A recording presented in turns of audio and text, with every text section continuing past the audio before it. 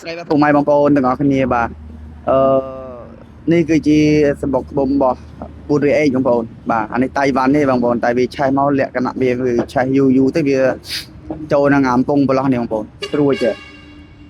អានេះវាឆេះត្បុកមុំដាច់ទេវាឡន់រងនោះក្នុងឡានហ្នឹងបងប្អូនអានេះបោះទីនណាបាទអានេះបោះត្បកទីននេះយើងកាយដាក់កាត់ចេញយកត្បកទីនបាទអានេះវានៅចេះបាទដល់ពេលវាលាក់រងនេះវាឡើងស្រួយទេទៅពេលយូរទៅវាដាច់អាកោអានេះបាត់អស់ទៅទឹកអស់ទៅវាសល់ប្រព័ន្ធកដៃទេបើសិនជាវាធ្លាក់បដោយបងប្អូនបើសិនជាវាបដោយចូលក្នុងម៉ាស៊ីនទេ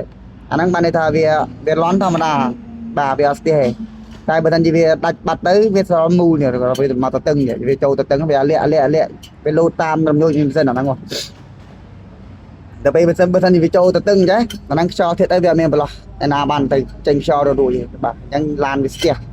បុកមុំបាទអានេះកំពុងទីនេះបងប្អូនបាទនេះយើងធ្វើការកាត់ឆ្កែឲ្យបងប្អូនបាទនេះអាក្រោយទៀតខាងក្រោយរបស់តៃវ៉ាន់ហើយបងប្អូនទៅរបស់តៃវ៉ាន់នេះបាទគេផ្សារដាក់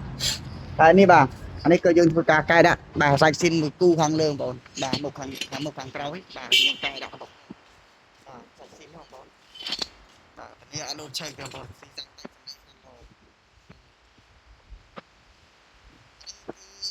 តែស៊ីបែបនេះវាអត់បញ្ហាទេអត់មានបញ្ហាទេវាមិនមែនញាត់សាច់ដូចតៃវ៉ាន់ទេតៃវ៉ាន់គេញាត់សាច់ទេគេញាត់សបកចូលគេផ្សារចប់